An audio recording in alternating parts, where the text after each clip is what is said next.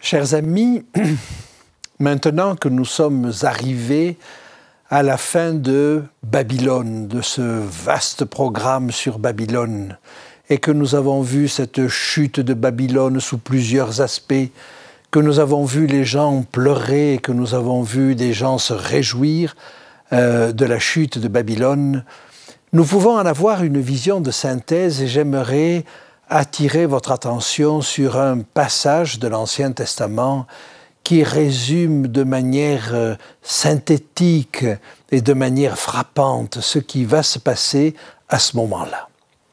Alors, nous avons étudié au chapitre 16 le fait que les nations se rassemblent contre le peuple de Dieu et se rassemblent dans un lieu appelé en hébreu Armageddon. Mais aucun lieu sur cette terre ne s'appelle Armageddon, ni même la montagne de Megiddo.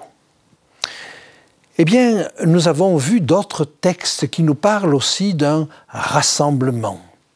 Et en particulier, un texte qui se trouve dans le livre du prophète Joël, au chapitre 3, et qui nous parle d'un rassemblement dans la vallée de Josaphat. Il n'y a pas davantage de lieu sur cette terre qui s'appelle la vallée de Josaphat.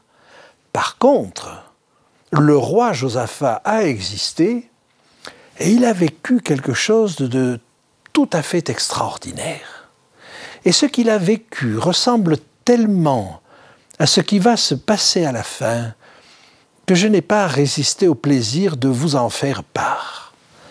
Permettez-moi simplement de lire d'abord ce texte de Joël au chapitre 3.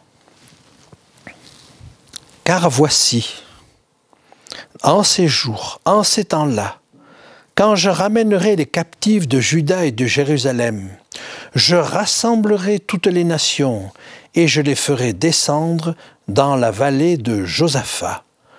Là, j'entrerai en jugement avec elles au sujet de mon peuple, d'Israël, mon héritage, qu'elles ont dispersé parmi les nations, et au sujet de mon pays, qu'elles se sont partagées. » La vallée de Josaphat, je vous l'ai dit, n'existe pas, mais l'expérience du roi Josaphat existe. Et je vous invite à la regarder avec moi dans le deuxième livre des Chroniques, au chapitre 20. Après cela, les fils de Moab, les fils d'Ammon, et avec eux les Maonites, marchèrent contre Josaphat pour lui faire la guerre. On vint en informer Josaphat en disant « Une multitude nombreuse s'avance contre toi depuis l'autre côté de la mer, depuis la Syrie, et ils sont à Hatzatson Tamar, qui est En-Gedi. » Voilà le problème. 3 populations importantes, les Ammonites, les Moabites et les Maonites, se rassemblent pour lutter contre le peuple de Dieu. Ils sont tellement puissants que le peuple de Dieu n'a pas la force de résister. Et Josaphat le sait. Le seul recours qu'il a se trouve dans la prière. Et vous voyez là, il n'a pas fait appel aux Assyriens ou aux Égyptiens. Il a fait appel à Dieu. Et nous allons le voir. Dans sa frayeur, Josaphat se disposa à chercher l'Éternel. Et il publia un jeûne pour tout Juda. Juda s'assembla pour invoquer l'Éternel. Et l'on vint de toutes les villes de Juda pour chercher l'Éternel. Josaphat se présenta au milieu de l'assemblée de Juda et de Jérusalem dans la maison de l'Éternel, devant le nouveau parvis. Et il dit, « Éternel, Dieu de nos pères, n'es-tu pas Dieu dans les cieux? Et n'est-ce pas toi qui domines sur tous les royaumes des nations? N'est-ce pas toi qui as en main la force et la puissance et à qui nul ne peut résister? N'est-ce pas toi, ô notre Dieu, qui as chassé les habitants de ce pays devant ton peuple d'Israël et qui l'a donné pour toujours à la postérité d'Abraham qui t'aimait?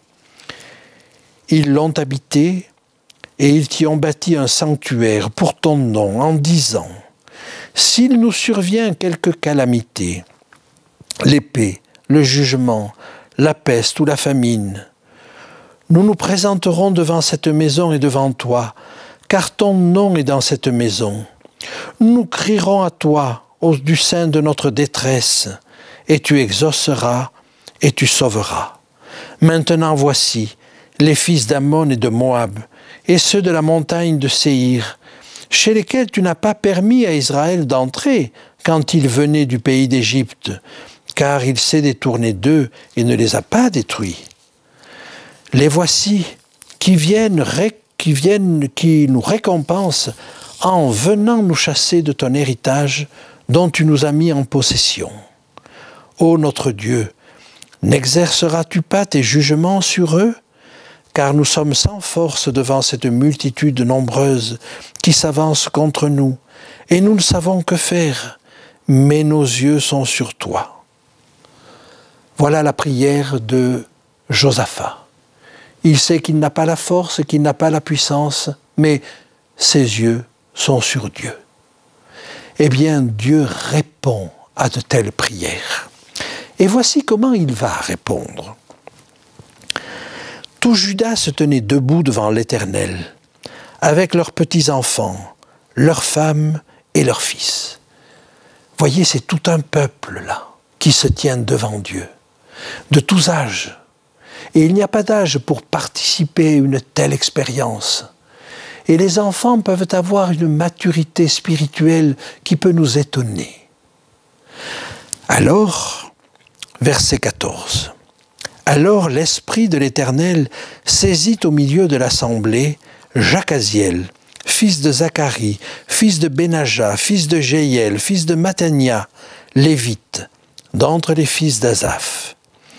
Et Jacaziel dit, « Soyez attentifs, tout Juda, et habitants de Jérusalem, et toi, roi Josaphat, ainsi vous parle l'Éternel, ne craignez point, et ne vous effrayez point devant cette multitude nombreuse, car ce ne sera pas vous qui combattrez, ce sera Dieu. » Voilà la clé. La clé, c'est que quand nous ne pouvons pas combattre, alors c'est Dieu qui va combattre.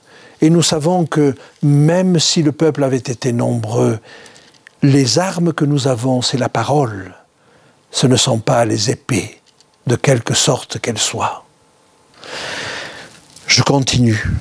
Demain, descendez contre eux. Ils vont monter par la colline de Tzitz, et vous les trouverez à l'extrémité de la vallée, en face du désert de Jéruel. Vous n'aurez point à combattre en cette affaire. Présentez-vous, tenez-vous là, et vous verrez la délivrance que l'Éternel vous accordera. Juda et Jérusalem, ne craignez point et ne vous effrayez point. Demain, sortez à leur rencontre, et l'Éternel sera avec vous. Le message de Jacaziel est assez simple. Allez au combat. Allez à combat, mais vous n'aurez pas à combattre. Et vous allez voir comment ils vont aller au combat, d'une manière qu'aucune armée n'a jamais fait. Josaphat s'inclina, le visage contre terre, et tout Juda et les habitants de Jérusalem tombèrent devant l'Éternel pour se prosterner en sa présence. Les Lévites, d'entre les fils des Kéatites et d'entre les fils des Coréites, se levèrent pour célébrer d'une voix forte et haute l'Éternel, le Dieu d'Israël. Voilà la foi en action. Un homme vient de se lever, de leur donner un message. Et ils y croient. Ils ont la foi. Et ils vont marcher selon ce message. Et ils louent déjà Dieu de la délivrance qu'ils n'ont pas encore, mais en laquelle ils croient. Le lendemain, regardez comment ils procèdent. Le lendemain, ils se mirent en marche de grand matin pour le désert de Tekoa. À leur départ, Josaphat se présenta et dit « Écoutez-moi, Juda et habitants de Jérusalem, confiez-vous en l'Éternel votre Dieu, et vous serez affermis. Confiez-vous en ses prophètes, et vous réussirez. » Voilà un verset qui mériterait d'être encadré. Se confier en Dieu pour être ferme, pour être affermi. Se confier en ses prophètes pour réussir. Et nous allons voir que ce peuple affermi par Dieu et suivant les conseils de Jacaziel, le prophète du moment, va réussir dans son entreprise. Puis, verset 21, d'accord avec le peuple, il nomma des chantres qui, revêtus d'ornements sacrés et marchant devant l'armée, célébraient l'Éternel en disant « Louez l'Éternel, car sa miséricorde dure à toujours. » Voilà une armée bien étonnante. Elle va au combat avec la fanfare devant. Ça ne nous est pas dit, mais il est probable que les femmes et les enfants sont là aussi et que tout le monde loue le Seigneur. Ah, si nous pouvions aller à tous les combats qui sont devant nous en chantant, en louant le Seigneur. Et vous allez voir que cette louange a pour Dieu une puissance extraordinaire. Au moment, verset 22, où l'on commençait les chants et les louanges, l'Éternel plaça une embuscade contre les fils d'Ammon et de Moab et ceux de la montagne de Séhir, qui étaient venus contre Juda, et ils furent battus. Devant un tel amoncellement de puissance, comment Dieu va-t-il s'y prendre pour créer le trouble? Eh bien, il va faire que ces trois puissances se sentent tellement fortes face à Israël qu'elles vont finalement se battre entre elles. Et l'un des trois groupes va s'opposer aux deux autres. Avez-vous remarqué que c'est exactement ce qui se passe pour Babylone à la fin des temps? Babylone réunit tout son monde pour lutter contre le peuple de Dieu, pour l'écraser une bonne fois pour toutes. Et alors qu'elle a réuni tout son monde, qu'elle est composée de trois puissances principales, le dragon, la bête et le faux prophète, voilà que la bête qui fait partie d'elle va se retourner contre Babylone. C'est la division qui va créer le problème. Eh bien là, on assiste à la même chose. Continuons. Ceux de la montagne de Séhir qui étaient venus contre Juda furent battus. Les fils d'Ammon et de Moab se jetèrent sur les habitants de la montagne de Séhir pour les dévouer par interdit et les exterminer. Et quand ils eurent fini avec les habitants de Séhir, ils cédèrent les uns les autres à se détruire.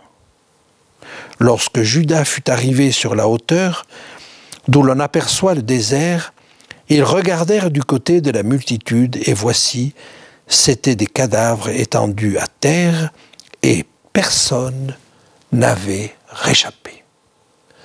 Voilà comment la chose s'est passée. Le dragon, la bête et le faux prophète vont finalement lutter entre eux. Et au bout du compte, il n'en restera aucun. Alors me direz-vous, mais c'est Jésus qui à sa venue va les terrasser. Certes, mais est-ce qu'il ne peut pas faire en sorte que ce soit les hommes qui se terrassent eux-mêmes? Il y a un parallèle saisissant entre ce qui arrive là à Josaphat et ce qui arrivera à la fin.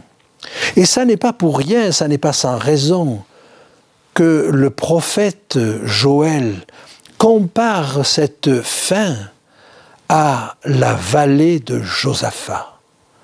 Ce qui s'est passé là, c'est exactement ce qui se passera à la fin. Je finis. Lorsque Juda fut arrivé sur la hauteur, d'où l'on aperçoit le désert, ils regardèrent du côté de la multitude, et voici, c'étaient des cadavres étendus à terre, et personne n'avait échappé. Josaphat et son peuple allèrent prendre leurs dépouilles. Ils trouvèrent parmi les cadavres d'abondantes richesses et des objets précieux, et ils en enlevèrent tant qu'ils ne purent tout emporter, et ils mirent 3 jours au pillage du butin, car il était considérable. Vous pouvez lire la suite de l'histoire, ce sont des réjouissances, et elles peuvent parfaitement être comprises comme le parallèle avec les réjouissances qui vont se manifester à la chute de Babylone. Et j'aimerais maintenant aborder avec vous un deuxième texte qui va montrer la même chose avec une pointe d'humour que je vous laisse découvrir. Il s'agit d'un texte qui se trouve dans le livre du prophète Ésaïe au chapitre 29.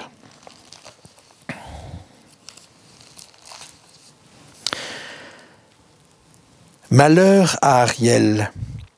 Ariel, cité dont David fit sa demeure, ajoutez année à année, laissez les fêtes accomplir leur cycle. Le texte nous parle d'Ariel, qui veut dire lion de Dieu, mais c'est un autre nom de Jérusalem. Et il dit laissez les fêtes accomplir leur cycle, laissez l'histoire aller jusqu'au bout. C'est donc une prophétie qui va nous parler de la fin. Puis j'assiégerai Ariel, il y aura des plaintes et des gémissements, et la ville sera pour moi comme un Ariel. Je t'investirai de toutes parts, je te cernerai par des postes armés, j'élèverai contre toi des retranchements. Toutes les nations s'assembleront contre le peuple de Dieu. Verset 4, tu seras abaissé, ta parole viendra de terre, et les sons en seront étouffés par la poussière. Ta voix sortira de terre comme celle d'un spectre, et c'est de la poussière que tu murmureras tes discours. Ce peuple a encore des discours, mais comme venant de la poussière. Il est réduit à sa plus simple expression. Mais vous allez voir ce que Dieu en fait. La multitude de tes ennemis sera comme une fine poussière. Cette multitude de guerriers sera comme la balle qui vole, et cela tout à coup, en un instant. C'est de l'Éternel des armées que viendra le châtiment, avec des tonnerres, des tremblements de terre et un bruit formidable, avec l'ouragan de la tempête et avec une flamme d'un feu dévorant. Et comme il en est d'un songe, d'une vision nocturne, ainsi en sera-t-il de la multitude des nations qui combattront Ariel, de tous ceux qui l'attaqueront et de sa forteresse et qui la serreront de près. Sa fin viendra très vite, en un instant. Mais écoutez la suite qui ne manque pas d'humour. Comme celui qui a faim rêve qu'il mange, puis s'éveille l'estomac vide. Et comme celui qui a soif rêve qu'il boit, puis s'éveille épuisé et languissant, ainsi en sera-t-il de la multitude des nations qui viendront attaquer la montagne de Sion. Pour toutes ces nations, la victoire était déjà acquise. Ils avaient déjà dans leur cœur croqué le peuple d'Israël. Et puis au dernier moment, on se réveille sur une autre réalité. Le peuple de Dieu échappe parce que le malheur tombe sur ceux qui prévoyaient le malheur du peuple de Dieu. Alors, pour conclure, j'aimerais que nous lisions ensemble encore un texte. Il se trouve dans le Nouveau Testament sous la plume de l'apôtre Pierre, dans la 2e épître de Pierre, au chapitre 1 et au verset 19. « Et nous tenons pour d'autant plus certaine la parole prophétique à laquelle vous faites bien de prêter attention, comme à une lampe qui brille dans un lieu obscur, jusqu'à ce que le jour vienne apparaître et que l'étoile du matin se lève dans vos cœurs, sachant tout d'abord vous-même qu'aucune prophétie de l'Écriture ne peut être un objet d'interprétation particulière, car ce n'est pas par une volonté d'homme qu'une prophétie a jamais été apportée, mais c'est poussé par le Saint-Esprit que des hommes ont parlé de la part de Dieu. Vous faites bien, nous dit Pierre, de prêter attention à la parole prophétique.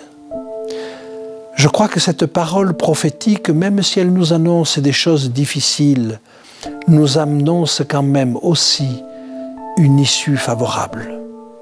Et on est mieux armé si l'on sait quelle sera la difficulté. Le problème, c'est que les ennemis du peuple de Dieu ne prennent pas attention à la prophétie. Peut-être n'y croient-ils pas, mais la prophétie est sûre, elle se réalisera. Elle est comme une lampe qui brille dans un lieu obscur.